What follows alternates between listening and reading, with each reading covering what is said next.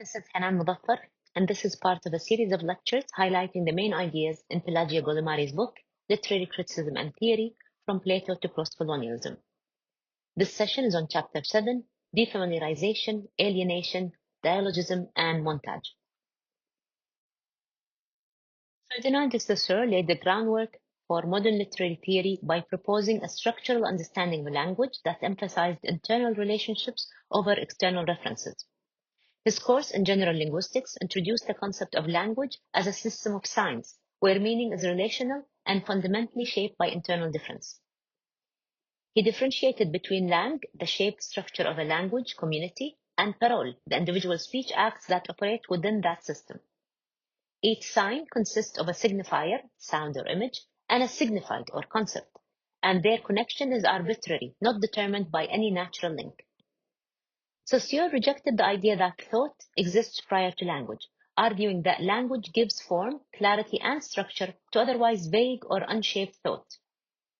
He viewed meaning as produced through contrast.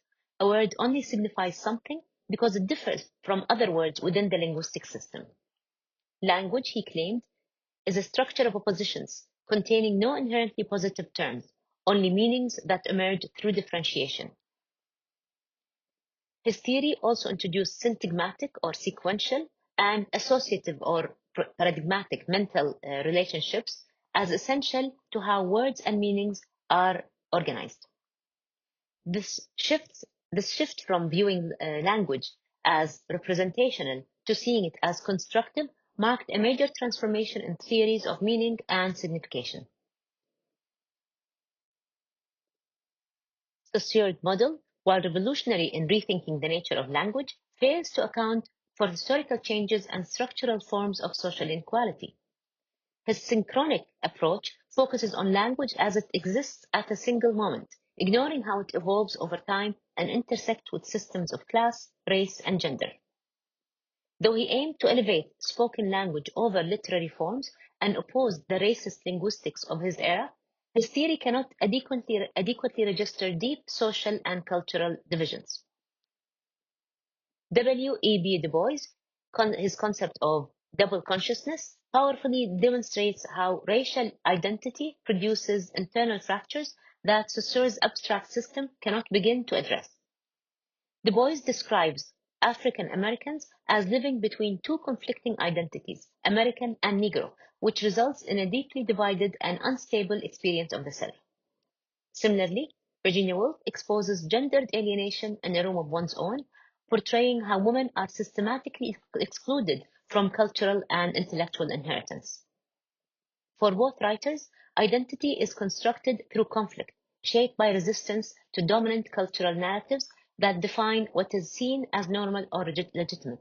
These insights directly challenge the abstract neutrality of lang, pointing towards the need for linguistic theories that engage with history, materiality, and social struggle. Where Saussure envisions a self-contained system of signs, Du Bois and Woolf reveal language as a field of tension, contradiction, and embedded power. Victor Shklovsky, a pioneering figure in Russian formalism, proposed defamiliarization of stranane as literature's most vital and transformative technique. In his influential 1917 essay, Art as Technique, he argued that literature deliberately slows perception and estranges the familiar, thereby restoring vividness and sharpness to ordinary experience. Shklovsky rejected the prevailing symbolist aesthetics and psychological interpretations, instead advocating for a rigorous scientific focus on literary form and technique. His analysis of Tolstoy's Holstomer, narrated from the perspective of a horse, demonstrates how defamiliarization can expose and critique institutions such as private property. This emphasis on form and technique emerged during the radical social upheaval of the Russian Revolution, encouraging avant-garde alignments with futurist movements. Formalists aimed to connect their critical methods to historical transformation, though many were later silenced or prosecuted under Stalinist cultural policies. Despite political repression and censorship, their legacy endured through key concepts that linked formal innovation to broader social critique. Shklovsky's enduring vision of literature as a tool for shifting perception went on to shape influential theories of ideology and political resistance. Romantic poets like Shelley anticipated Shklovsky's idea, viewing poetry as a powerful means to renew perception and provoke meaningful transformation. Shelley's belief in poetry's social and imaginative role resonated with Hegel and Marx's shared hopes for art to intervene in and reshape material reality. Peter Berger, in Theory of the Avant-Garde, argued that avant-garde movements like Dada and Surrealism sought to reintegrate art directly into everyday life. Unlike the Russian formalist, Berger interpreted symbolism as a gateway to avant-garde experimentation rather than as a tradition to be entirely rejected. Both Shelley and Berger understood estrangement as a necessary response to the alienation of modernity, an effort to restore wholeness and meaning through critique. Shklovsky's deployment of defamiliarization overlaps with this broader tradition, though his focus remains more strictly technical and rooted in perception. Yet the political implications of his work, unsettling accepted norms and exposing ideological distortions, resonate strongly with these earlier and later critical thinkers. Defamiliarization thus becomes a shared aesthetic and intellectual strategy for imagining freedom through the active disruption of what is taken for granted. Roman Jakobson, another major figure in Russian formalism, refined Saussure's structuralism by introducing concepts of hierarchy and historical dynamism into literary analysis. In The Dominant, he theorized that each literary work is structured by a central or leading function that organizes and influences all other elements. The poetic function, defined as attention to the message itself, becomes dominant in literature, though it still coexists with other functions like the referential or emotive.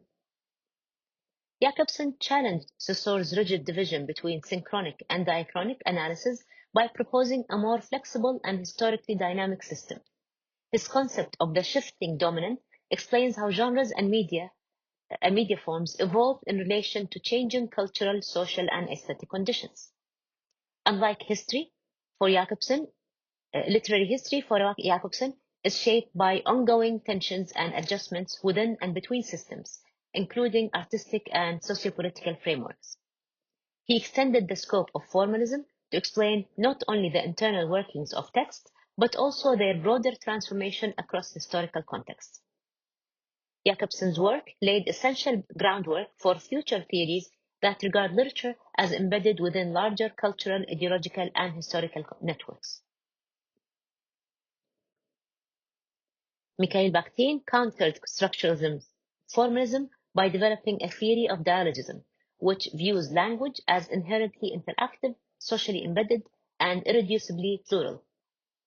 In Discourse in the Novel, he describes literature, and the novel in particular, as a dynamic site where multiple voices and worldviews openly clash and intersect. Heteroglossia, or the coexistence of distinct social languages within a single text, reveals literature's ability to dramatize cultural tension and ideological conflict. Each discourse within this heteroglossic field conveys its own truth, shaped by concrete material conditions and historically rooted social identities. Unlike Kant's transcendental categories or Saussure's purely differential science, Bakhtin understands meaning as lived, constantly negotiated, and always shaped by context. The novel, according to Bakhtin, serves to activate voices that have been suppressed, excluded, or distorted by dominant ideological frameworks. Dialogism stands in opposition to the finality of monolithic truth and instead welcomes the friction and tension between diverging perspectives. Literature thus becomes not only an expressive art form, but also a political space for confronting, questioning, and negotiating structures of power and identity. The novel's greatest strength lies in its refusal to reconcile difference, choosing instead to intensify pluralism as both an aesthetic principle and an ethical imperative. Bakhtin extends his theory of dialogism to the level of the self, arguing that individuals are shaped by and composed of competing social voices. This internal heteroglossia reflects the structure of the novel, where characters frequently embody and voice conflicting ideological positions. Free, indirect discourse exemplifies this phenomenon.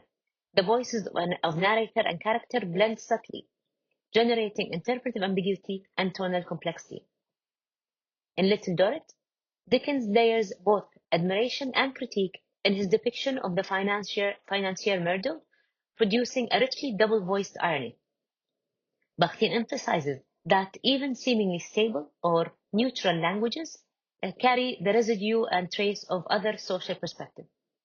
The self, much like the literary text, is a dialogic construction formed through interaction with external voices and cultural pressures. This account challenges traditional notions of autonomous individuality, replacing them with a model of identity as relational and historically situated. Such a view supports democratic ideals that value accountability, mutual recognition, and the ethical necessity of listening across difference. Bakhtin critiques Saussure's binary distinction between langue and parole, proposing instead the more socially embedded and responsive concept of the utterance. An utterance, for Bakhtin, is always situated, dialogic, and anticipatory. It addresses a specific context and implicitly expects a reply or response. Language is never neutral or abstract. It is inevitably shaped by ideological accents, social positioning, and structures of power and authority. The author in this framework is not a solitary originator of meaning, but a creative arranger of inherited, historically conditioned voices. Julia Kristeva drew on this insight to articulate intertextuality, emphasizing that all texts arise within a dense network of existing discourses. Ronald Barthes extended this idea by declaring the death of the author, shifting critical attention from authorial intent to readerly reception. Meaning, in this view, is never fixed within the text itself, but generated through the reader's active interpretation and engagement with language. Bakhtin's theory thus transfers authority from the isolated author to a broader, ongoing dialogic process that supports plural, participatory meaning-making. E.D. Hirsch defends authorial intent as the stable foundation of textual meaning, distinguishing it clearly from reader-dependent significance. This view stands in direct contrast to Bakhtin's and Barthes' embrace of interpretation as a creative and participatory act. Barthes contends that texts are tissues of quotations, where meaning arises not from the author, but through the reader's engagement. T.S. Eliot, while not dialogic in the Bakhtinian sense, also rejects personal expression, favoring impersonality rooted in literary tradition. Eliot portrays the poet as a vessel shaped by a cultural canon, not a unique expressive self. This overlaps with Bakhtin's idea of the author as orchestrator of social voices rather than sole originator. Yet Eliot's focus remains historical and aesthetic, while Bakhtin centers on living language and its social plurality. Together, these theories reconceive literature as collective, historically layered, and open to reinterpretation through diverse perspectives. George Lukács championed 19th century realism as literature's highest form capable of revealing the structural totality of capitalist society. He argued that only classical realism could faithfully reflect objective reality and expose the contradictions embedded in bourgeois life. For Lukács, modernist and avant-garde literature was overly fragmented, focused on subjectivity, and detached from political commitment. He believed that expressionism, in particular, expressed alienation without grounding it in concrete class dynamic or social structures. Ernst Bloch countered Lukács by defending modernists' ability to eliminate social fragmentation and the need for revolutionary transformation. Bloch accused Lukács of desiring a falsely unified worldview, one that overlooked the brokenness of modern experience. While Lukács sought literature that reflected the Marxist totality, Bloch saw value in exposing gaps and contradictions. Lukács' insistence on mimetic realism increasingly aligned with Soviet cultural orthodoxy and restricted literary experimentation. His framework, though influential, faced later criticism for ignoring the political potential of formal and stylistic innovation. Bertolt Brecht responded to Lukács by proposing a radically different vision of realism, one grounded in political engagement and deliberate formal disruption. His theory of the alienation effect was designed to prevent passive emotional identification and instead cultivate critical awareness in audiences. Rather than absorbing the viewer emotionally, Brecht's theater aimed to expose the constructed mechanics of representation and provoke thoughtful analysis. He instructed authors to present their roles visibly and self-consciously, revealing both the character and the act of performance itself. Plot structures were intentionally disjointed in order to interrupt narrative flow and prompt reflection on causality and consequence. Brecht compared the ideal spectator to a scientist observing a process carefully, rather than a dreamer lost in illusion or emotion. Theater, for Brecht, should expose the artificial nature of social norms and open up the possibility for transformative change. His dialectical method relied on contradiction, fragmentation, and montage, directly opposing Lukács' emphasis on seamless narrative unity. Brecht's model of theater ultimately sought to denaturalize dominant ideologies and to awaken revolutionary consciousness through formal innovation. Walter Benjamin extended Brecht's insights by theorizing montage as a method of aesthetic and historical disruption. Influenced by Dada, Surrealism, and Soviet cinema, he viewed montage as a tool for assembling fragments into new constellations of meaning. In works like One-Way Street and The Arcades Project, Benjamin used disjointed fragmentary forms to capture the textures of modern urban life. In his essay, The Work of Art in the Age of Mechanical Reproduction, he argued that mass media dissolves art's aura and democratizes experience. Montage, in this context, becomes a way to jolt viewers out of passive contemplation and into active critical thought. For Benjamin, the shock of montage and the collectivity of film reception held revolutionary potential in the modern era. In his thesis on the philosophy of history, he introduced constellation as a method of aligning the present with forgotten or repressed pasts. This was not about continuity, but about breaking time open, exploding dominant narratives to recover hidden historical truths. Through this lens, Benjamin saw both aesthetics and history as tools for interrupting ideological closure and enabling resistance. Benjamin's concept of constellation frames critical insight as the momentary alignment of past and present in a flash of recognition. This alignment does not synthesize, but holds fragments in productive tension, revealing connections overlooked by linear history. The critic's task is to curate these moments, not to resolve them, but to provoke awareness and disruption. Art becomes a space for gathering discarded, repressed, or peripheral elements and bringing them into new relation. Benjamin rejected aesthetic completeness, valuing instead the fragmentary as a method of critical revelation. His thinking shaped movements like New Historicism, which view text as dialogic sites of power, struggle, and recovery. These approaches read literature not in isolation, but in constellation with broader social, historical, and ideological forces. Literature, like history, becomes a montage of voices, discordant, overlapping, and often in conflict with dominant narratives. In this way, Benjamin helped redefine criticism as an act of resistance, rooted in form and committed to truth. Across Saussure, Shklovsky, Bakhtin, Brecht, and Benjamin, this chapter traces a shift from structural unity to pluralism and resistance. Language and literature are not mirrors of reality, but tools for estranging, reconfiguring, and confronting it. Techniques like defamiliarization, dialogism, alienation, and montage challenge authority and open space for critical engagement. The thinkers in this chapter reject the singular stable voice in favor of multiplicity, rupture, and response. Literature becomes not a closed form, but a site of struggle between perspectives, histories, and possibilities.